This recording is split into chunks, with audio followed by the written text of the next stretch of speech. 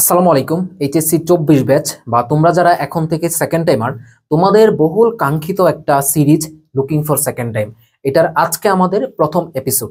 আমি তোমাদেরকে আগের ভিডিওতে বলছিলাম যে তোমাদেরকে আমি লুকিং ফর সেকেন্ড টাইম সিরিজটাকে আমরা বেশ কয়েকটা এপিসোড করে তোমাদেরকে দিব, অর্থাৎ একটা চ্যাপ্টারের জন্য তুমি জাবি, রাবি, চবি, গুচ্ছ, কৃষি প্রত্যেকটা বিশ্ববিদ্যালয়ের জন্য আলাদা আলাদা করে এপিসোড পাবা। তো আমরা প্রথম যে এপিসোডটা বা সিজন 1 যেটাকে আমরা নিচ্ছি সেটা হচ্ছে আমাদের কোষ ও এর গঠন চ্যাপ্টারটা। এবং কোষ ও এর গঠন চ্যাপ্টারে আমরা এখানে দেখবো কি জাহাঙ্গীরনগর বিশ্ববিদ্যালয়ের ডি ইউনিট থেকে আসা কিছু কোয়েশ্চেন। তো এটা জাহাঙ্গীরনগর বিশ্ববিদ্যালয়ের ডি ইউনিটের জন্য আমরা টোটাল 3টা এপিসোড দিব শুধুমাত্র এই চ্যাপ্টারের উপর, কারণ অনেক কোয়েশ্চেন হচ্ছে কি তোমার জাবি দিতে আসছে। যেহেতু আমরা রেকর্ড আকারে দিচ্ছি তাই আমরা ভিডিওগুলো নর্মালি শর্ট আকারে দিই। যেহেতু আমাদের লুকিং ফর যে সিরিজটা থাকে, আমরা এর আগে যেমন লুকিং ফর জিএসটি দেখে আসছি, লুকিং ফর বাও দেখে আসছি, তো প্রত্যেকটা সিরিজে কিন্তু এরকম ছিল যে আমরা শর্ট আকারে ভিডিওগুলো দিয়ে থাকি। এই জন্য হচ্ছে কি আমরা এই চ্যাপ্টারটাকে শুধুমাত্র জাবি ডি এর জন্য আমরা টোটাল 3টা এপিসোডে আমরা এখানে ক্লাসটা নিব, ঠিক আছে? আচ্ছা, তো প্রথম এপিসোডের ক্ষেত্রে খেয়াল করো, আমরা নিয়ে আসছি কি কোষ ও এর গঠন এই চ্যাপ্টারটা। ইনশাল্লাহ এই সিরিজটা তোমাদের জন্য পুরো সেকেন্ড টাইম জার্নিতে এতটা হেল্পফুল হবে, তুমি জাস্ট মানে অসমিয়ামকে অন্য লেভেলে তুমি চিন্তা করতে পারবা। যেটা তুমি 24-25 সেশনে চিন্তা করে আসছো, তার চেয়েও আরো বড় আকারে তুমি ইনশাল্লাহ চিন্তা করবা জাস্ট এই একটা সিরিজের পর ইনশাল্লাহ। আচ্ছা, তো আমাদের প্রথম যে প্রশ্নটা ছিল, এখানে বলা আছে যে ভাইয়া মাইক্রোগ্রাফিয়া গ্রন্থের রচয়িতাকে, মাইক্রোগ্রাফিয়া গ্রন্থের রচয়িতাকে। এখন আমরা এইটা জানার আগে একটা শর্ট ট্রিক্স মনে রাখবো, সেটা হচ্ছে গিয়ে কি ভাইয়া, মরা সেল। কি মনে রাখবো আমরা? মরা সেল মনে রাখবো। আচ্ছা, তাহলে মনে রাখবো এখান থেকে ভাইয়া কি জিনিসটা মনে রাখতে পারি আমরা? মরার এম থেকে মনে রাখবো হচ্ছে কি আমরা মাইক্রোগ্রাফিয়া, মাইক্রোগ্রাফিয়া, ঠিক আছে? আচ্ছা, তারপর আসো আমরা মনে রাখবো কি তোমার এখানে মরা থেকে মনে রাখবো কি আমরা এখান থেকে মৃত মনে রাখবো। কি মনে রাখবো আমরা এখান থেকে? মৃত মনে রাখবো। আর সেল থেকে কি মনে রাখবো বলো তো দেখি? কোষ মনে রাখবো। আচ্ছা, এখানে আর আছে না? আর থেকে আমরা মনে রাখবো হচ্ছে কি বলো তো দেখি ভাইয়া? রবার্ট হুক মনে রাখবো, রবার্ট হুক মনে রাখতে পারি। সো আমরা এখান থেকে ওভারঅল যে ইনফরমেশন গুলো পাচ্ছি, যে রবার্ট হুক মাইক্রোগ্রাফিয়া গ্রন্থটা প্রথম উনি কি করেছেন? রচয়িতা ছিলেন, নাম্বার 1। নাম্বার 2 হচ্ছে এখানে আর থেকে কি মনে রাখবো আমরা? রবার্ট হুক তো গেলই। আর মরা থেকে কি মনে রাখবো আমরা? মৃত কোষ। তার মানে আমরা বলতে পারি যে মৃত কোষের আবিষ্কারক কে? Robert Hooke. অথবা যদি তোমাকে বলা হয় যে কোষের আবিষ্কারক কে? রবার্ট হুক, তাহলে মনে থাকবে আমরা রবার্ট হুক থেকে যা যা পড়া দরকার আমরা সবকিছু কিন্তু এখানে পড়ে ফেলছি একটা মাত্র ট্রিক্সের মাধ্যমে। সো আমাদের এইখানে একটা অপশনে একটু ঝামেলা আছে, অপশন আমি একটু কারেকশন করে নিচ্ছি। ধরো এখানে সি নাম্বার অপশন হবে গিয়ে কি ভাইয়া? রবার্ট হুক হবে, একটু টাইপিং মিস্টেক, ঠিক আছে? তো আমরা এটাকে সি নাম্বার অ্যান্সার ধরে নিচ্ছি। এটা জাবি ডি ইউনিটের 23-24 সেশনের আসা একটা প্রশ্ন। ওকে, দেন নেক্সট কোয়েশ্চেনে চলো আমরা পরবর্তী। আচ্ছা, এখন যদি তোমার কোয়েশ্চেন আসে, আরেকটা জিনিস আমি একটু ক্লিয়ার করে দিচ্ছি, যদি কোয়েশ্চেন আসে যে ভাইয়া জীবিত কোষ, জীবিত কোষের আবিষ্কারককে দেখো, তাহলে জীবিত কোষের আবিষ্কারককে, তো স্টুডেন্টদের মেইনলি একটা জায়গাতে এখানে কনফিউশনটা হয়, সেটা হচ্ছে কি কোনটা জীবিত কোষের আবিষ্কারক, কোনটা মৃত কোষের আবিষ্কারক। তো এখন আমরা তো পড়লাম যে মরা কোষ মানে কি? Robert Hooke. তাহলে জীবিত মানে কি বলতো দেখি? Living sell. জীবিত মানে কি আমরা বলতে পারি এখান থেকে? Living sell. তো লিভিং এর এল থেকে আমরা কি বলতে পারি এখান থেকে? লিভেন। বলতো দেখি? লিভেন হুক বলতে পারি। কি বলতে পারি আমরা? লিভেন হুক বলতে পারি। সো আশা রাখি তোমরা এই দুইটা ট্রিক্সের মাধ্যমে এই ছোট্ট মানে এই সহজ জিনিসটাকেও কখনো তোমরা কনফিউজড হবে না, ঠিক আছে সবাই? আচ্ছা, তার পরবর্তীতে চলো। এখন কোশ্চেন হচ্ছে গিয়ে কোন বিজ্ঞানীকে আধুনিক কোষবিদ্যার জনক বলা হচ্ছে? দেখো, তো নরমালি আমরা মনে রাখবো যে কোষ বিদ্যার জনককে, তাহলে মনে রাখবা রবার্ট হুক যিনি আছেন তাকে বলা হচ্ছে কি আমরা? কোষ বিদ্যার জনক। তাকে বলা হচ্ছে কি? কোষ বিদ্যার জনক। আচ্ছা, তিনি কিন্তু কোষ বিদ্যার জনক, বাট একবারে কি আমি বলছি যে আধুনিক কোষ বিদ্যার জনক? আমি কিন্তু বলি নাই। তাহলে মনে রাখবা আধুনিক কোষ বিদ্যার জনক হচ্ছে গিয়ে কি ভাইয়া? Carl P Swanson. কি মনে রাখবো আমরা? কার্ল পি সোয়ানসন হচ্ছে গিয়ে কি আধুনিক কোষবিদ্যার জনক। এখন বাকি যে তোমার দুইটা অপশন আছে, স্লেডেন এবং হচ্ছে কি ভার্চো, তো এই দুইজন কি? তাহলে একটু মনে রাখবো যে এখান থেকে এই দুইজনকে বলা হচ্ছে কি তোমার কোষ তত্ত্বের জনক। কি মনে রাখবো আমরা? কোষ তত্ত্বের জনক। এখন যদি আমাকে তুমি জিজ্ঞাসা করো বা জানতে চাও যে ভাইয়া কোষ তত্ত্ব এবং কোষ বিদ্যা দুইটার মধ্যে বেসিক পার্থক্যটা কি, যদিও তোমার এখানে জানার কোনো দরকার নাই, অ্যাডমিশনে কাজে লাগবে না, তারপর একটু বলে রাখি, কোষ বিদ্যা জিনিসটা এবং কোষ তত্ত্ব, কোষ তত্ত্বটা হচ্ছে কি তোমার কি একটা কোষ যে সৃষ্টি হয়েছে এইটুক পর্যন্ত মানে বেসিক আলোচনাটা, এবং কোষ বিদ্যা যেটা একটা কোষের সামগ্রিক যে আলোচনাটা সেটা হচ্ছে তোমার কি কোষ বিদ্যাতে আলোচনা করা হচ্ছে, ঠিক আছে। আচ্ছা, অর্থাৎ কোষ নিয়ে যেখানে আলোচনা করা হয় সেটা হচ্ছে তোমার কি কোষ বিদ্যা বলা হচ্ছে, ঠিক আছে। তাহলে যদি কখনো আসে যে কোষ তত্ত্বের জনককে, তাহলে আমরা বলতে পারবো না স্লাইডেন, এবং হচ্ছে কি ভার্চুকে বলা হচ্ছে কি কোষ তত্ত্বের জনক বলা হচ্ছে। পরবর্তী প্রশ্ন চলো ভাইয়ার আমার, দেখো কি দেওয়া আছে আমার। আমি ক্লাসটা একটু ধীরে সুস্থে নিচ্ছি, আমি অসুস্থ, দাঁড়াইতে পারতেছি না অসুস্থতার জন্য, বুঝছো। আচ্ছা, কোন বিজ্ঞানীর মতে কোষ হলো জীবের মৌলিক গঠনগত ও কার্যগত একক? জাহাঙ্গীরনগর বিশ্ববিদ্যালয়ের ডি ইউনিটে এই যে তোমার উক্তিগুলা থাকে না, এক একজন বিজ্ঞানী এক একটা উক্তি দিয়েছেন, তো এই জিনিসগুলো জাবি ডি ইউনিটের জন্য খুবই গুরুত্বপূর্ণ। এবং জাবি ডি ইউনিটে বায়োলজি এমন জায়গা থেকে প্রশ্ন করে যেই জায়গাগুলোতে নর্মালি অন্য বিশ্ববিদ্যালয়গুলো কিন্তু প্রবেশই করে না, সো এটা একটু মাথায় রাখো, ঠিক আছে। আচ্ছা দেখো, এখন কোন বিজ্ঞানী মতে কোষ হলো জীবের মৌলিক গঠনগত ও কার্যগত একক? এটা হচ্ছে তোমার কি ডি রবার্টিসের মতে। কার মতে? ডি রবার্টিসের মতে। একটা জিনিস খেয়াল করে দেখো, এইখানে জাস্ট অল্প একটু জিনিসের জন্য তোমার এখানে পুরো অ্যান্সারটা চেঞ্জ হয়ে গেছে। এখন যদি বলতো যে জীবের গঠনগত মৌলিক একক, এখানে বলছে কি মৌলিক গঠনগত ও কার্যগত একক, তাহলে হয়ে গেছে কি আমার রবার্টিস। বাট এখানে যদি বলতো যে গঠনগত মৌলিক একক, তখন হইতো কি জিন ব্র্যাকেট, তখন কি হইতো গঠনগত মৌলিক একক। জাস্ট দেখছো ওয়ার্ডের জাস্ট মানে ওয়ার্ড গুলো জাস্ট কি হয়েছে একটু এক্সচেঞ্জ হয়ে গেছে, গঠনগত মৌলিক একক, তখন হয়ে যেত কি আমার এখানে জিন ব্র্যাকেট হয়ে যেত, বুঝছো সবাই। আচ্ছা, আর হিকম্যান যেটা করছেন, হিকম্যান হচ্ছে কি তোমার সাধারণত ক্যাথেটার আবিষ্কার করছেন, এই তো মোটামুটি, আর তেমন কিছু আমাদের এখান থেকে জানা প্রয়োজন নাই, বুঝছো। তাহলে আমরা মনে রাখবো যে তোমার মৌলিক গঠনগত কার্যগত একক সেটা হচ্ছে কি ডি রবার্টিস, এবং গঠনগত মৌলিক একক বললে শুধুমাত্র জিন ব্র্যাকেট হয়ে যাবে। ওকে, এরপর আসো,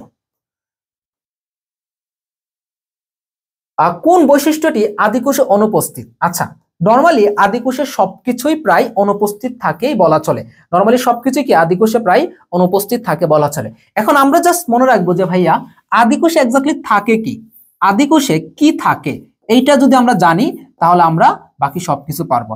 আচ্ছা, তা আদিকোষে কি থাকে এইটাতে যখন আমরা যাব তখন আমরা বলতে পারি যে আদিকোষে মেইনলি যেটা থাকে সেটা হচ্ছে কি রাইবোজোম, কারণ রাইবোজোমকে আমরা কি জানি, এটাকে কি বলা হচ্ছে সার্বজনীন অঙ্গাণু বলা হচ্ছে। তাহলে আদিকোষে থাকবে কি রাইবোজোম, এবং রাইবোজোমটা কি এস 70S রাইবোজোম থাকে, এটা হচ্ছে কি প্রথমত রাইবোজোম থাকে। আচ্ছা, তারপর থাকে হচ্ছে কি তোমার দেখো আদিকোষে অপেরন থাকে, কি থাকে ভাই এখানে অপেরন, অপেরন। তাহলে অপেরন জিনিসটা কি? অপেরন জিনিসটা হচ্ছে যেই মানে যেটা তোমার একটা জিনকে কি করতে পারে বা একাধিক জিনকে অপারেট করো, অপারেটর তো বুঝো মানে চালাই, যেই তোমার জিনিসটা হচ্ছে কি একাধিক জিনকে অপারেট করে, এবং আদিকোষ অবশ্যই সেটাকে বলা হচ্ছে কি অপেরন বলা হচ্ছে। আচ্ছা, অপেরন থাকে এবং আদিকোষে কি ঘটবে অবাধ শ্বসন ঘটে, কি শ্বসন ঘটে অবাধ শ্বসন ঘটে হচ্ছে তোমার কি এই আদিকোষে অবাধ শ্বসনটা ঘটে। আচ্ছা, এখন থাকে না কোন জিনিসগুলো, বাকি জিনিস একটা কিছু থাকে না, যেমন এখানে কি দেওয়া আছে ইন্ট্রন, তার মানে কি আমরা বলতে পারি আদিকোষে কি নাই ইন্ট্রন নাই। এখন ইন্ট্রন জিনিসটা কি মনে রাখবা, ইন্ট্রন জিনিসটা হচ্ছে তোমার একটা জিনের মধ্যে যে অপ্রয়োজনীয় অংশটা থাকে, একটা জিনের মধ্যে যে অপ্রয়োজনীয় অংশটা থাকে সেটাকে বলা হচ্ছে কি তোমার ইন্ট্রনস। তার মানে কি একটা জিনের অপ্রয়োজনীয় অংশ, এটা কি কোন একটা জিনের অপ্রয়োজনীয় অংশটাকে কি বলা হচ্ছে আমাদের ইন্ট্রনস বলা হচ্ছে। যখন এটা তোমার ডিএনএ রেপ্লিকেশন হয় তখন হচ্ছে কি ইন্ট্রনসটাকে কেটে এটাকে কি বলা হয় ফেলে দেওয়া হয়। যদি প্রশ্ন আসে যে ডিএনএ রেপ্লিকেশন কোন জিনিসটাকে ফেলে দেওয়া হয় তখন তোমরা বলতে পারবা কি ইন্ট্রনসকে ফেলে দেওয়া হচ্ছে। ওকে, আচ্ছা পরবর্তী কোশ্চেনে যাও। কোন বিজ্ঞানীকে প্রোটোজোলজির জনক বলা হচ্ছে? এই কোশ্চেনটা আমরা এই চ্যাপ্টারের চেয়ে বেশি আমরা বেটার হচ্ছে কি আমরা যদি এটাকে অণুজীব চ্যাপ্টার আমরা পড়ে থাকি তাহলে আমাদের জন্য বেশি ভালো হবে এটাকে, বুঝছো এই কোশ্চেনটা আর কি। ওকে, তো এই কোশ্চেনের ক্ষেত্রে আমরা বলতে পারি দেখো প্রোটোজোলজি, বা আমরা এটাকে বলতে পারি কি ব্যাকটেরিওলজি, আমরা এটাকে কি বলতে পারি ব্যাকটেরিওলজি। তো আমরা সবাই জানি না ভাইয়া ব্যাকটেরিওলজির জনককে লিউয়েনহুক, আমরা সবাই জানি কিন্তু এটা ইজিলি জানি যে ব্যাকটেরিওলজির জনক হচ্ছে কি লিউয়েনহুক। আচ্ছা, এখন আসো আমরা যদি বলা হয় যে তোমার আধুনিক ব্যাকটেরিওলজির জনককে, আধুনিকটা, তাহলে আসবে কি তোমার লুই পাস্তুর। তাহলে যদি বলা হয় যে আধুনিক ব্যাকটেরিওলজির জনককে তাহলে মনে রাখবা কি লুই পাস্তুর হচ্ছে তোমার কি আধুনিক ব্যাকটেরিওলজির জনক। এরেনবার্গ কি করেছেন? এরেনবার্গ হচ্ছে কি তোমার ব্যাকটেরিয়ার নামকরণ করেছেন। তাহলে এরেনবার্গের কাজটা কি মনে রাখবে, এটা ব্যাকটেরিয়ার নামকরণ কি করেছেন, উনি ব্যাকটেরিয়া নামকরণ করেছেন, যে এটা কি ব্যাকটেরিয়া, মানে এই অণুজীবটার নাম হচ্ছে কি ব্যাকটেরিয়া, এই যে এটাকে ব্যাকটেরিয়া নামটা, এই নামটা বলেছেন কে, এরেনবার্গ, এটা হচ্ছে মনে রাখবা। আর অপরদিকে রবার্ট কচ, তো আমরা রবার্ট কচ থেকে আমরা দুইটা জিনিস একটু মনে রাখতে পারি। রবার্ট কচের এখানে বিশেষ দুইটা অবদান যেটা আমরা যদি মনে রাখি, তো সেটা ক্ষেত্রে আমরা বলতে পারি হচ্ছে, দেখো উনি এক নম্বর যেটা করেছেন, উনি টিউবারকুলোসিস বা মাইকোব্যাকটেরিয়াম টিউবারকুলোসিস, এটা উনি প্রথম লক্ষ্য করেছেন, মাইকোব্যাকটেরিয়াম টিউবারকুলোসিস। এবং এই জিনিসটা হচ্ছে কি যক্ষা রোগের জীবাণু, কোন রোগের জীবাণু, এটা হচ্ছে কি যক্ষা রোগের জীবাণু, এটাকে প্রথম লক্ষ্য করেছেন। আরেকটা হচ্ছে তোমার কি ভিব্রিও কলেরা বা কলেরা রোগের জীবাণু, আরেকটা কি ভিব্রিও কলেরাই, এই দুইটাকে উনি কি করেছেন, পরিলক্ষণ করেছেন। তাহলে আমরা ওভারঅল এখান থেকে ইনফরমেশনগুলো সবগুলোর জন্য জেনে গেছি, তাই না ভাইয়া? তো আমরা বলতে পারবো কি ব্যাকটেরিওলজির জনককে তোমার লুই পাস্তুর, আধুনিক ব্যাকটেরিওলজির জনককে, সরি ব্যাকটেরিওলজির জনক হচ্ছে তোমার কি লিউয়েনহুক, আধুনিক ব্যাকটেরিওলজির জনক হচ্ছে কে লুই পাস্তুর। তারপর আমরা বলতে পারি কি এরেনবার্গ হচ্ছে কি ব্যাকটেরিয়ার নামকরণ করেছেন। রবার্ট কচ কি করেছেন, মাইকোব্যাকটেরিয়াম টিউবারকুলোসিস বা যক্ষা রোগের জীবাণুটা লক্ষ্য করেছেন, এবং ভিব্রিও কলেরা বা কলেরা রোগের জীবাণুটাকে উনি প্রথম লক্ষ্য করেছেন। ওকে, পরবর্তীতে চলো। নেক্সট কোশ্চেন বলা আছে যে কোনটি কোষের নিঃসৃত পদার্থ, এইটাও যাবি ইউনিট 23-24 সেশনে আসছে। তাহলে মনে রাখবা একটা কোষ থেকে যে নিঃসৃত পদার্থগুলো পাওয়া যায়, আমরা পিগমেন্ট পাবো, এনজাইম পাবো, নেকটার পাবো, সাথে আমরা আরেকটা জিনিস পাবো, সেটা হচ্ছে কি হরমোন। তোমরা এগুলো আসলে উইদাউট কোনো নেমোনিক্স এমনিতে তোমরা এগুলো মনে রাখতে পারবা, এগুলো মনে রাখা কঠিন কিছু না। Pigment, enzyme, nectar, hormone, pigment, enzyme, nectar, hormone 3-4 বার পড়লে এমনিতে মনে থাকে। আমাদের অ্যান্সার কি হবে এখানে, অ্যান্সার হবে কি এখানে সবকটি, তার মানে সবকটি আমরা কি পাবো। আরেকটা জিনিস এখান থেকে মনে রাখতে হবে, সেটা হচ্ছে তোমার কোষের মধ্যে সঞ্চিত পদার্থ কোনগুলা, এই জিনিসটা কিন্তু মনে রাখতে হবে। কোষের মধ্যে বর্জ্য পদার্থ কোনগুলা, এই জিনিসটা মনে রাখতে হবে, ঠিক আছে? আচ্ছা চলো আমরা সঞ্চিত পদার্থ, বর্জ্য পদার্থ নিয়ে কোশ্চেন আছে, আমি ওখানে গিয়ে এক্সপ্লেনেশনটা দিচ্ছি। কোনটি কোষ প্রাচীরের কাজ নয়? আচ্ছা, তো কোষ প্রাচীরকে আমরা নরমালি কম্পেয়ার করি কিসের সাথে? কোষ প্রাচীরকে কম্পেয়ার করি কি আমার বাসার যে বাউন্ডারিটা, সেই বাউন্ডারির সাথে। সো মনে রাখবা বাসার যে বাউন্ডারিটা থাকে, সেই বাউন্ডারিটা কি করে, প্রথমত কি ওই বিল্ডিংটার বা ওই বাসাটার কি করে একটা আকৃতি প্রদান করবে। তার মানে আমরা বলতে পারি কি কোষ প্রাচীরের কাজগুলো যদি আমরা একাধারে বলে যাই, তাহলে প্রথমত হচ্ছে কি এটা কোষের কি দিবে, আকৃতি প্রদান করবে, এটা গেল কি প্রথম কথা। দ্বিতীয় কথা হচ্ছে তোমার বাইরে যে দুর্যোগ গুলা থাকে, সেই দুর্যোগ থেকে রক্ষা করবে কে, এই বিল্ডিংটাকে, বাউন্ডারিটাই রক্ষা করবে। তার মানে কি এটা দৃঢ়তা দিচ্ছে, এটা কি করতেছে তোমার দৃঢ়তা দিচ্ছে। তাহলে কি করতেছে, আকৃতি প্রদান করে, এখানে তোমার কি দৃঢ়তা প্রদান করতেছে। তার মানে কি এখানে কি তোমার ওই বিল্ডিংটার শক্তি প্রদান করতেছে, এই কাজটা করতেছে। আরেকটা জিনিস খেয়াল করো, তোমার বাসার যদি বাউন্ডারি থাকে, তাহলে তুমি বলতে পারবা যে আমার বাসাটা অন্যের বাসা থেকে কি একটু আলাদা আলাদা করতে পারে। তাহলে আমরা বলতে পারি কি এটাকে এক কোষ থেকে আরেকটা কোষকে কি করবে, এটা পৃথক করতে পারে। ওকে, আচ্ছা, তো এটা দিতে পারে, এবং কি এটা কি করে রক্ষা করে। তার মানে কি তোমার এখানে দুর্যোগ থেকে রক্ষা করে, যেটা আমরা দৃঢ়তা বা শক্তি, এই দুইটার মধ্যে আমরা এই জিনিসটা বলে ফেলছি। আরেকটা কাজ করতে পারে, সেটা হচ্ছে কি তোমার পানি ও খনিজ লবণ শোষণ ও পরিবহন করতে পারে, পানি ও খনিজ লবণ শোষণ ও পরিবহন করতে পারে, পানি ও খনিজ লবণ শোষণ ও পরিবহন করবে, শোষণ পরিবহন, এই দুইটাই কিন্তু এই তোমার কার দ্বারা ঘটবে, এই কোষ প্রাচীরের দ্বারা ঘটবে। সো আমরা বলতে পারি এখান থেকে আকৃতি দানটা আমরা পেলাম, দৃঢ়তা প্রদানটা পেলাম, সজীব বস্তুকে রক্ষা করাটা পেলাম, কিন্তু ভাইয়া আমরা কিন্তু একবারও পাই নাই যেটা এনজাইম ক্ষরণ করে, এই কাজটা কি কোষ প্রাচীরের কাজ নয়।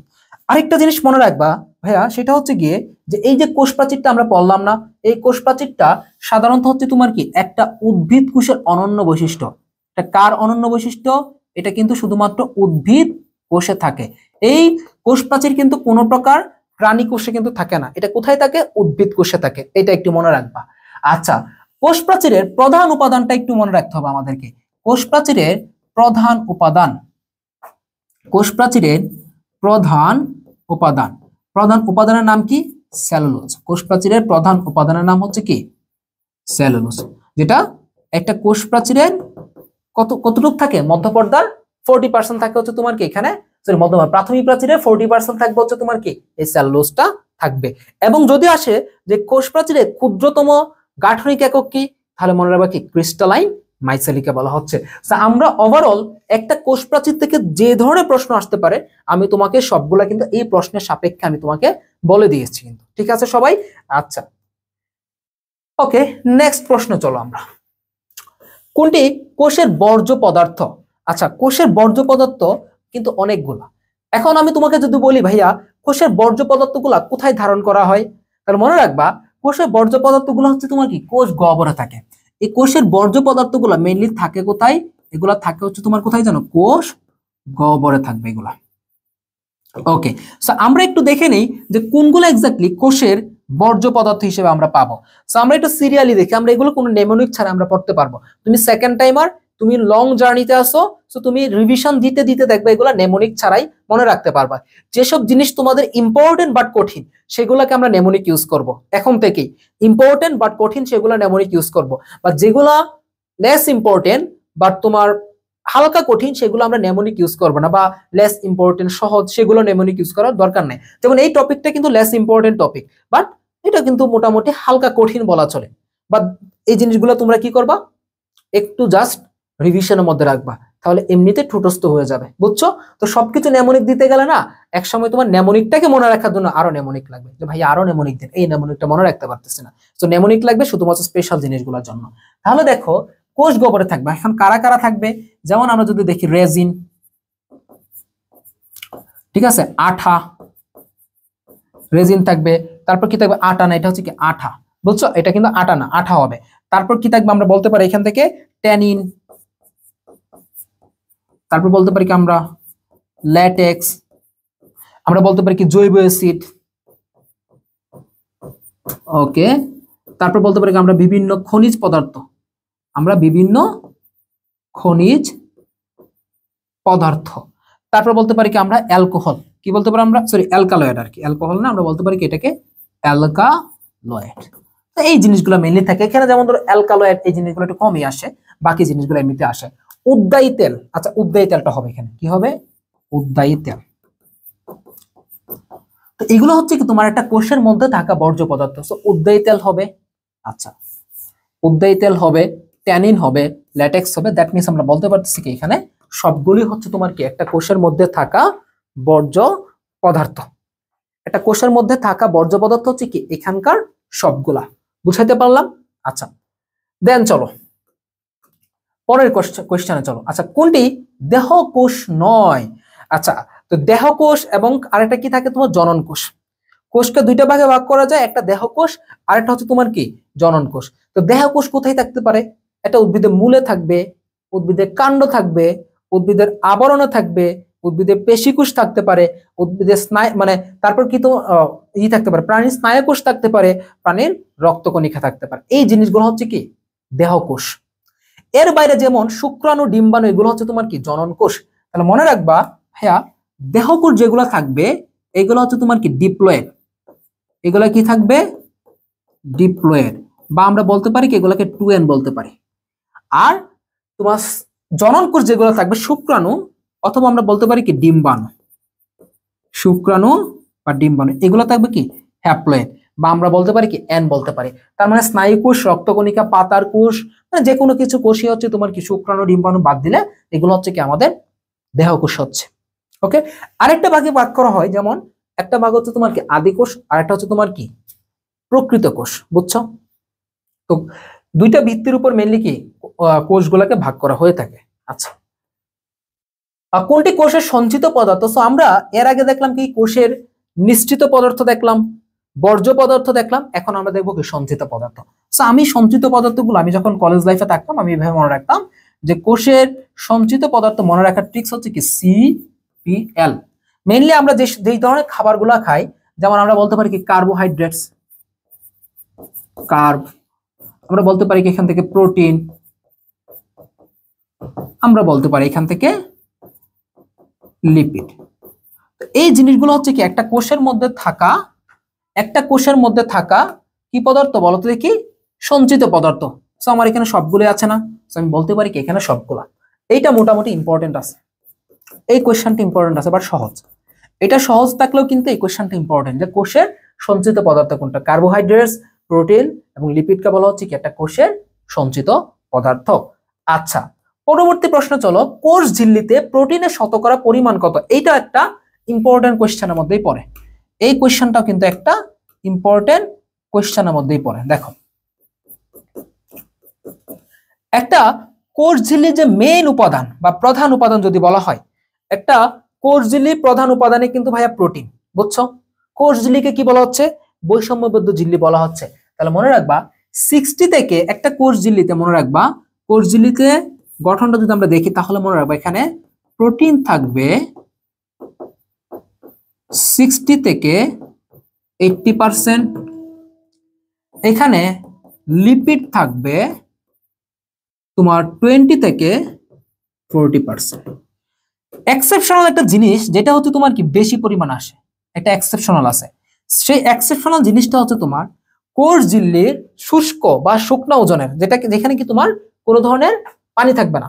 তাহলে কোষ ঝিল্লির শুষ্ক ওজনের, একটু মনে রাখবা, কোষ ঝিল্লির শুষ্ক ওজনের 75% হচ্ছে কি লিপিড। এই ইনফোটা আরো বেশি গুরুত্বপূর্ণ, এটা কি আরো বেশি গুরুত্বপূর্ণ। সো আমরা ওভারঅল বলতে পারি একটা কোষ ঝিল্লির প্রোটিনের পরিমাণ হচ্ছে কি শতকরা 60 থেকে 80%। সো আমি বলবো তোমার পরীক্ষার জন্য এই পার্টটা মানে শুষ্ক ওজনের 75% হচ্ছে লিপিড, এটা আরো বেশি গুরুত্বপূর্ণ ভাইয়া, বুঝাইতে পারলাম? আচ্ছা, কোষ ঝিল্লি মূলত কি করে? তোমার তত্ত্ব ধারণ করে কোষের, তোমার এটা বৈষম্য বৃদ্ধি ঝিল্লি বলা হচ্ছে, বা এটাকে কি বলা হচ্ছে? প্লাজমা মেমব্রেন বলা হচ্ছে, তাই না? এই জিনিসগুলো বলা হয় মূলত। আচ্ছা, তারপর কোষের কোন অঙ্গাণুকে ট্রাফিক পুলিশ বলা হয়? আমরা যদি একটু খেয়াল করে দেখি এখানে রাইবোজোম, তো রাইবোজোমকে কি বলা হচ্ছে এখানে? মূলত রাইবোজোমকে বলা হচ্ছে কি সার্বজনীন অঙ্গাণু। কি বলা হচ্ছে এখানে? সার্বজনীন অঙ্গাণু। রাইবোজোমকে কি বলা হচ্ছে? প্রোটিন ফ্যাক্টরি বলা হচ্ছে। কি বলা হয়? প্রোটিন ফ্যাক্টরি বলা হচ্ছে। তার পরবর্তীতে আসো, আমরা যদি লাইসোজোমকে দেখি তাহলে এটাকে কি বলা হচ্ছে? আত্মঘাতী থলিকা, বা এটাকে কি বলা হচ্ছে? Suicidal squad, suicidal squad. অথবা এটাকে বলা হচ্ছে তোমার, এটা কি করে? তোমার অটোফেগি করে, এটা কি করে? অটোফেগি করে থাকে। এটা গেল না? ওকে, পরবর্তীতে আসো, এখানে গলগি বডিকে কি বলা হচ্ছে? কোষের ট্রাফিক পুলিশ। গলগি বডিকে কি বলা হচ্ছে? মানে কার্বোহাইড্রেট ফ্যাক্টরি বলা হচ্ছে, কার্বোহাইড্রেট ফ্যাক্টরি বলা হয়, এটা বলা হচ্ছে। আরেকটা নাম বলা হচ্ছে গলগি বডিকে, সেটা কি জানো? সেটাকে বলা হচ্ছে তোমার কি কি জানি বলা হচ্ছে? চিঠি দেয় যে, এটার নাম কি জানে তোমার? মানে আমি নামটা ভুলে গেছি, মানে কোষে চিঠি দেওয়া আনানো কোষের পিয়ন না কি জানি একটা বলা হয়, এটাকে বলা হচ্ছে তোমার কি গলগি বডিকে বলা হয়। আমি এটা অ্যাড করে দেবো, হ্যাঁ, নিচে কমেন্টে অ্যাড করে দেবো, আমার ঠিক মাথায় আসতেছে না। মানে কোষের তোমার চিঠি আনা নেওয়া, এরকম একটা কিছু একটা বলা হয়, তাই না? আচ্ছা, মাইটোকন্ড্রিয়া, মাইটোকন্ড্রিয়াকে কি বলা হচ্ছে? কোষের পাওয়ার হাউস বলা হচ্ছে। এটাকে কি বলা হচ্ছে? কোষের পাওয়ার হাউস। ওকে, তো মোটামুটি এই জিনিসগুলোকে এই নামগুলোতে ডাকা হচ্ছে।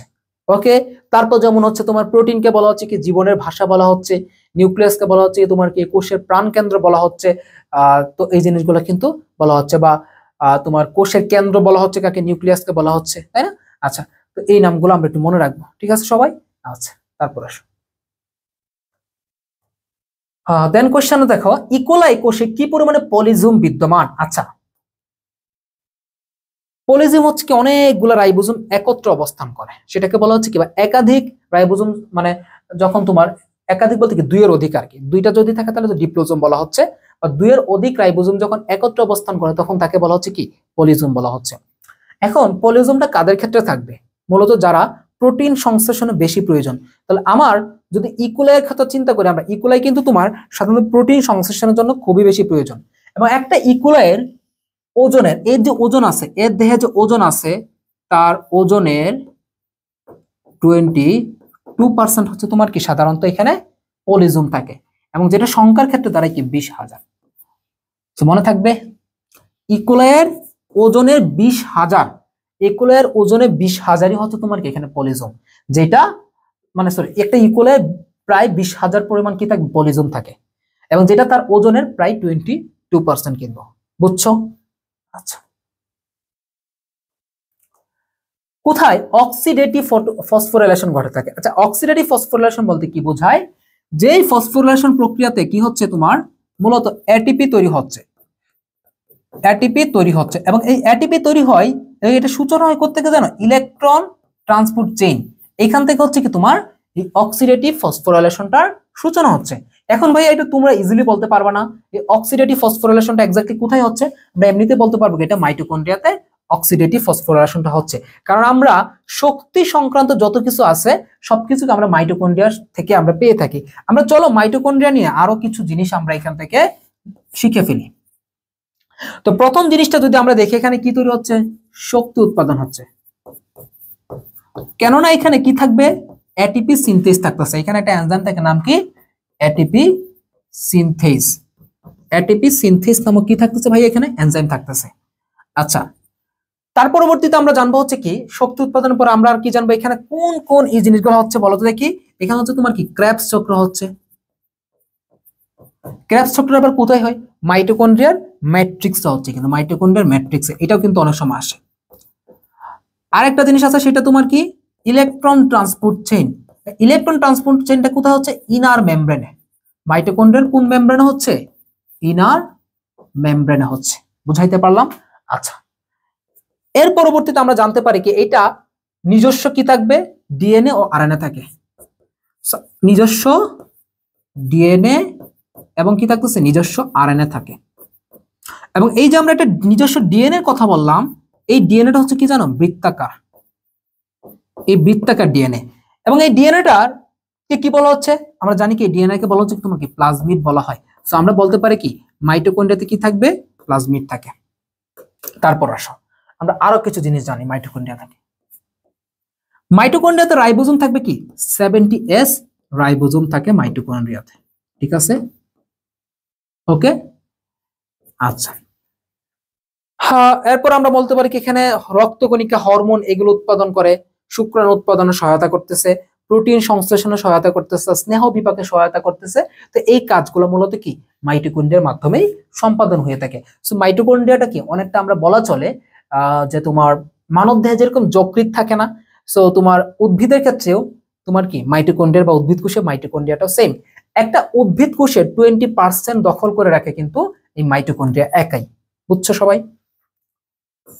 কোনটি শক্তি রূপান্তরের সাথে জড়িত অঙ্গাণু? সো এটা নিয়ে আমার বলা লাগবে, আমি অলরেডি বলছি না যে কোনটি, সরি আচ্ছা কি বলছে, কোনটি শক্তি রূপান্তরের সাথে জড়িত অঙ্গাণু? রাইবোজোম, ক্লোরোপ্লাস্ট, লাইসোজোম নাকি গলগি বডি? আচ্ছা, যেহেতু বলছে কি শক্তি রূপান্তরের সাথে অঙ্গাণু, তার মানে কি শক্তি রূপান্তরটা হচ্ছে কোথায় বলো তো দেখি? এখানে শালক সংশ্লেষণে, শালক সংশ্লেষণ হচ্ছে। এখন তোমরাই আমাকে বলো ভাইয়া, এই শালক সংশ্লেষণ প্রক্রিয়ার ক্ষেত্রে কাজে লাগে কি এখানে? ক্লোরোপ্লাস্ট। ক্লোরোপ্লাস্ট কি এখানে শালক সংশ্লেষণ প্রক্রিয়ার মধ্যে কাজে লাগতেছে না? তার মানে আমরা বলতে পারতেছি কি যে ক্লোরোপ্লাস্ট হচ্ছে কি শক্তি রূপান্তরের সাথে জড়িত একটি অঙ্গাণু। ওকে,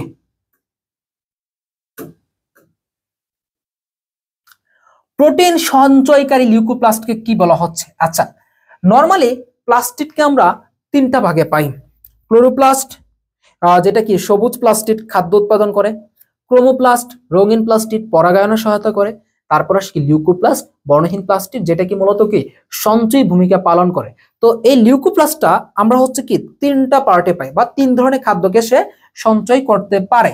সো চলো আমরা দেখে নিই কি কি খাদ্য। প্রথমে যদি আমরা দেখি কি অ্যামাইলোপ্লাস্ট,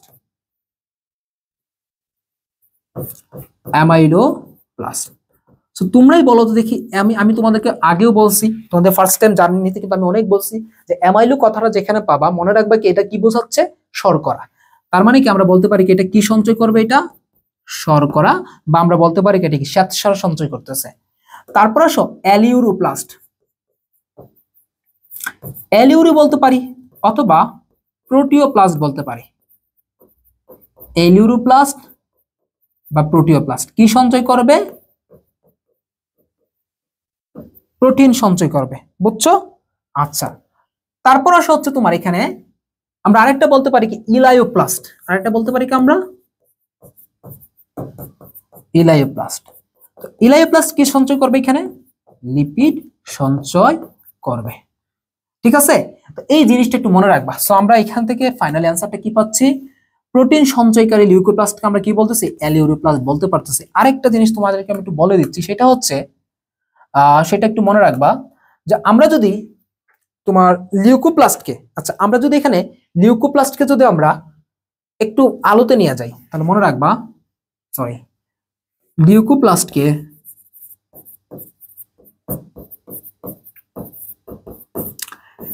যদি আমরা কি দিই? আলো দেই, তাহলে এটা কিসে পরিণত হতে পারে? এটা ক্লোরোপ্লাস্ট অথবা কি এটা ক্রোমোপ্লাস্টে পরিণত হতে পারে। বুঝছো? তার মানে লিউকোপ্লাস্টে আলো দিলে কি হতে পারে? এটা ক্লোরোপ্লাস্ট বা ক্রোমোপ্লাস্টে সঞ্চিত হতে পারে বা রূপান্তরিত হতে পারে। এখন এই লিউকোপ্লাস্টটা মূলত যেহেতু বর্ণহীন, সো এটা কিন্তু সূর্যের আলোর সংস্পর্শ ছাড়া থাকবে। তার মানে কি মাটির নিচে থাকে এই লিউকোপ্লাস্টগুলো। ওকে, আচ্ছা তারপর আসো, হলুদ বর্ণের প্লাস্টিককে কি বলা হচ্ছে? আচ্ছা, বিভিন্ন বর্ণের প্লাস্টিক আমরা কিভাবে মনে রাখতে পারি? দেখো আমি এটা অনেক ট্রিক্স দিছি। ক্যারোটিনে প্লাস্ট, ক্যারোটিনে কি আছে? ক আছে। তো এখান থেকে আমরা বলতে পারি কি এটা কি বর্ণের? কমলা বর্ণের। জ্যান্থো, জ্যান্থোর নিচে হ আছে, এটা দিয়ে আমরা বলতে পারি কি এটা হলুদ বর্ণের। ক্লোরোপ্লাস্ট, নরমালি আমরা জানি এটা কি সবুজ বর্ণের। ফিওপ্লাস্ট, এটা মনে রাখবো একটু বাদামি বর্ণের। এটা কি বর্ণের? বাদামি বর্ণের। আচ্ছা, আরো কিছু জিনিস আমরা দেখায় নি। যেখানে সায়ানু কথাটা পাবা, আমি একটু জিনিসগুলা তোমাদের একটু রিমাইন্ডার দিচ্ছি। যেখানে তোমরা সায়ানু পাবা, সেটাতে মনে রাখবে এটা সবসময় মনে রাখবে এটা নীল বর্ণের। সায়ানু মানে কি মনে রাখবো আমরা? নীল। নাম্বার 1 গেল। নাম্বার 2 হচ্ছে তোমার কি, আমরা যদি বলি হচ্ছে তোমার গিয়ে যেমন হচ্ছে তোমার কি একটা জিনিস জানি, সায়ানু পাইলে হচ্ছে তোমার ই বর্ণের ইরাইথ্রু। ইরাইথ্রু যদি আমরা কোথায় পাই? ইরাইথ্রু, তাহলে মনে রাখবো কি আমরা সেটা লাল বর্ণের কিছু। ঠিক আছে, লাল বর্ণের কিছু। বুঝছো?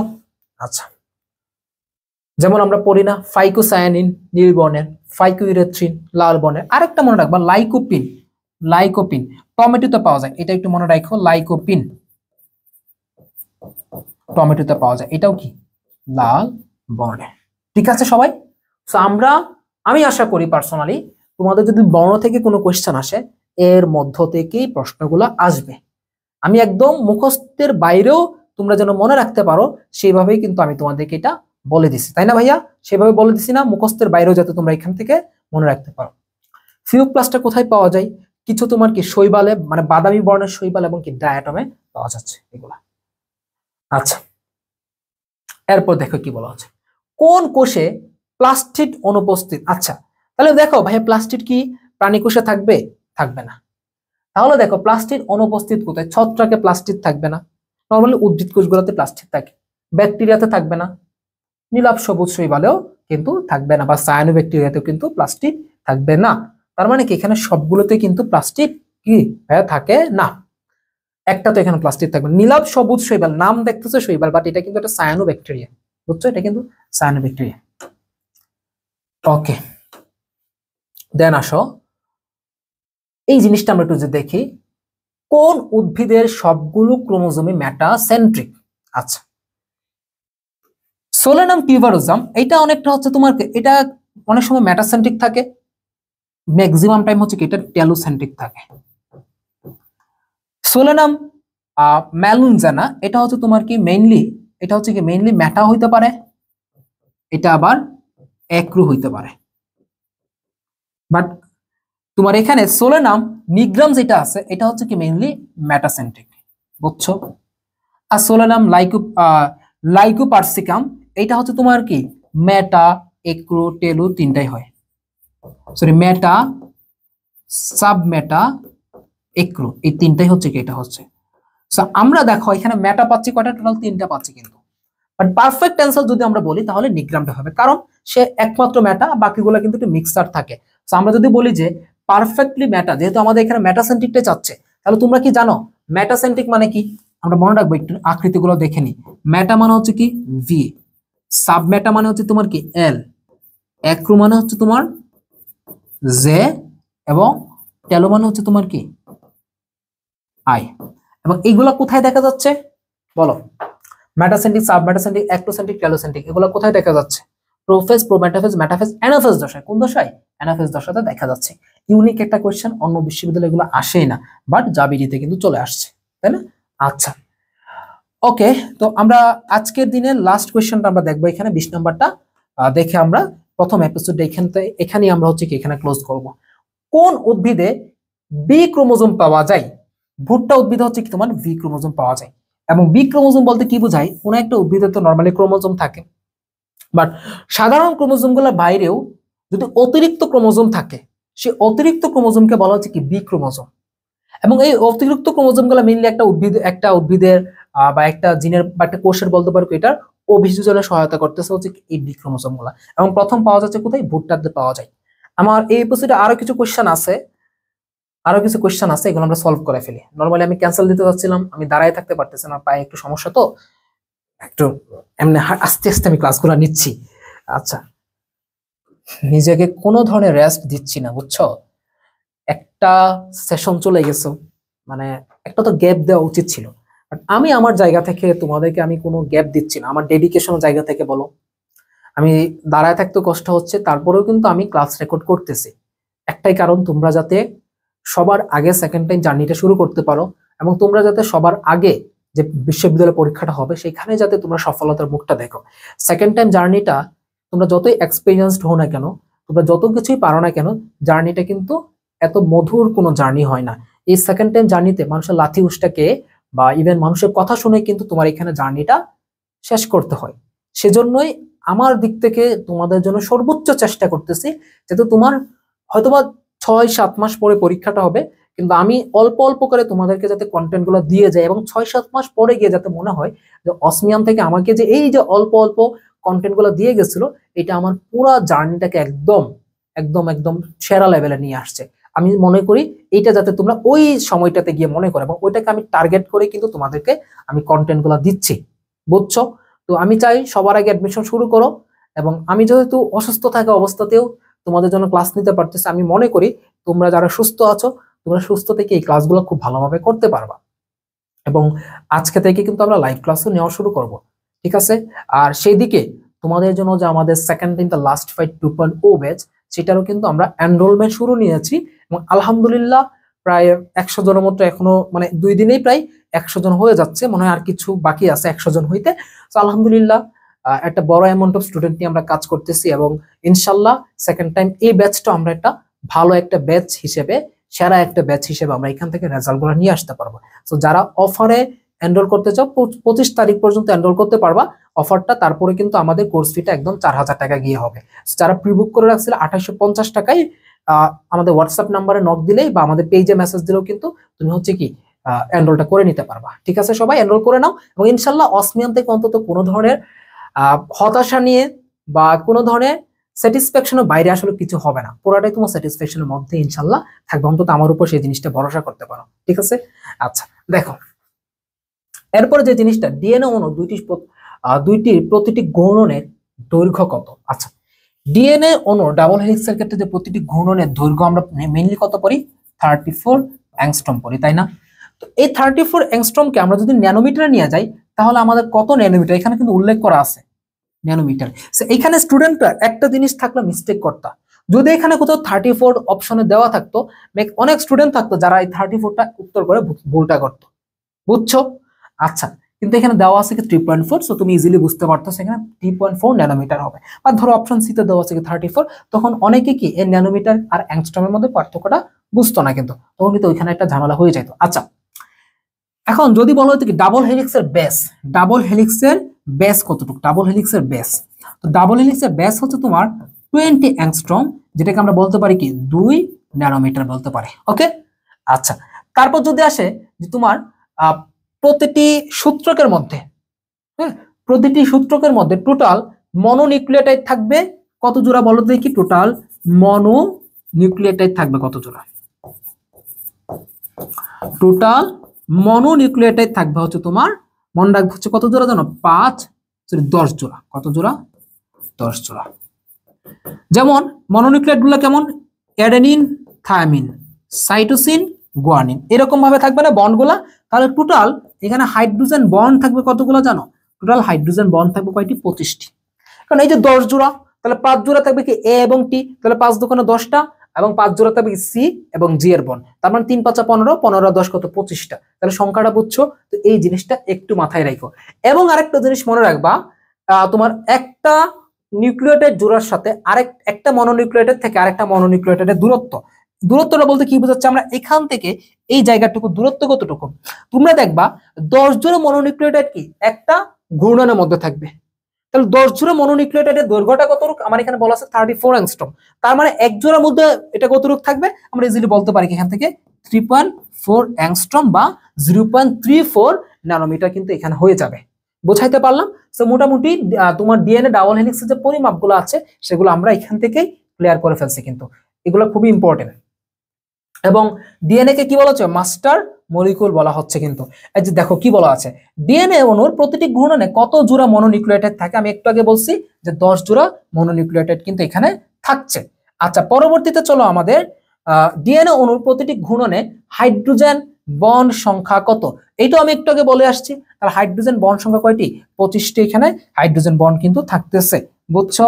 আচ্ছা, আরেকটা মনে রাখবা, ডিএনএ এবং আরএনএ মধ্যে পার্থক্যকারী কোনটা? ডিএনএ তে থাকবে হচ্ছে তোমার কি মনে রাখবা থায়ামিন, এবং আরএনএ থাকবে কি ইউরাসিল। এই দুইটা বেসিক পার্থক্য মেনলি থাকবে। আচ্ছা, এরপর আসো, পরিবেশীয় কোন উপাদানটি ডিএনএ তে ক্ষত তৈরি করতে পারে? ইউভি রশ্মি ক্ষত তৈরি করতে পারে, বিষাক্ত মৌল করতে পারে, কার্সিজনিক এগুলো করতে পারে, এবং কি তার মানে কি এখানে সবগুলাই কিন্তু ক্ষত তৈরি করতে পারে। তো এই ছিল হচ্ছে আমাদের প্রথম এপিসোডের ওভারঅল যে কোয়েশ্চেনগুলো, এবং আশা করি তোমরা এই চ্যাপ্টার নিয়ে মোটামুটি একটা ভালো ধারণা পেয়ে গেছো। তো একটা এপিসোডে তো আর তুমি ফুল ধারণাটা পাবা না, বড় চ্যাপ্টার। সো আমি তো বললামই 3 থেকে 4টা এপিসোড শুধুমাত্র এই একটা চ্যাপ্টারের উপর জাবিডি বেসিসে আসবে। তারপর চবির গুলো আসবে, তারপর তোমার এখানে রাবির আসবে, গুচ্ছ কৃষি তো অলরেডি দেওয়া আছে। সো মোটামুটি কিন্তু একটা চ্যাপ্টারে তুমি যখন 7-8টা ভিডিও পাবা, তো ওই চ্যাপ্টারের উপর আর কি লাগে। সো জাস্ট অসমিয়ামের উপর ভরসাটা করে দেখো, সেকেন্ড টাইম জার্নিটা তোমার ইনশাল্লাহ সবচেয়ে সেরা লেভেলের হবে। শুধু বায়োলজি কেমিস্ট্রি না, ফিজিক্স, ম্যাথ, বাংলা, ইংরেজি, আইকিউ প্রত্যেকটা সাবজেক্টের জন্য কিন্তু তুমি এখানে ভালো এটাই করতে পারবা। সো যারা হচ্ছে ভাইয়ারা আমাদের paid base second time the last fight 2.0 তে এনরোল করতে চাচ্ছ, তোমরা হচ্ছে ডিরেক্টলি হোয়াটসঅ্যাপ করবা এই নাম্বারে 01991580766। তো এই নাম্বার হোয়াটসঅ্যাপ করে ভর্তিটা হয়ে যাও ইনশাল্লাহ। আমাদের ক্লাসগুলো শুরু হবে কত? 2রা জুন থেকে ক্লাস শুরু হবে। ঈদের আগে আমরা 2টা ক্লাস নিব, এবং পুরো জার্নিটা আমরা ঈদের পর থেকে একদম সেরা লেভেলের হবে। এখন কথা হচ্ছে ক্লাস কেমন হবে? ক্লাসগুলো যেগুলো হবে একদম বেসিক টু অ্যাডভান্স। তো এরকম শুধু কোয়েশ্চেন ব্যাংক ক্লাস না, basic to advance. Basic to advance বলতে কি, তোমাকে আমরা থিওরিটিক্যাল ক্লাস নিব। আমরা নরমালি ফ্রি ক্লাসগুলো নেই হচ্ছে শুধুমাত্র কোয়েশ্চেন সলভ, বাট আমাদের ব্যাচের যে ক্লাসগুলো হয় সেগুলো একদম বেসিক টু অ্যাডভান্স ক্লাস, মানে একদম কনসেপ্ট ক্লিয়ার করা হয়। তারপর আরেকটা সেগমেন্টে আমরা প্র্যাকটিস ক্লাস নিব, আরেকটা সেগমেন্টে আমরা অনুশীলনী সলভ ক্লাস নিব। মানে একটা চ্যাপ্টারের উপর 3 ধরনের ক্লাস তুমি আমাদের পেইড ব্যাচে পাবা। রেগুলার এক্সাম হবে এবং রেগুলার প্রিন্টেড এক্সামও কিন্তু হবে। সো মোটামুটি একটা প্রপার জার্নির মাধ্যমে কিন্তু তুমি এখান থেকে যাইতে পারবা। সো প্রথম এপিসোড ছিল এটা। সো আশা করি সবার ভালো লাগছে। সবাই একটু পড়াশোনায় ফিরে আসো এবং তোমার কামব্যাকটা এখান থেকে শুরু করে দাও। ঠিক আছে সবাই, আসসালামু আলাইকুম। নতুন আরেকটা এপিসোডে দেখা হবে, হয়তো আজকে আরেকটা এপিসোড আপলোড হয়ে যাবে। হ্যাঁ, তো আমরা একের পর এক এপিসোড দিয়ে যাবো, এবং তোমরা জাস্ট ফোকাসটা অন করো। ঠিক আছে, আসসালামু আলাইকুম।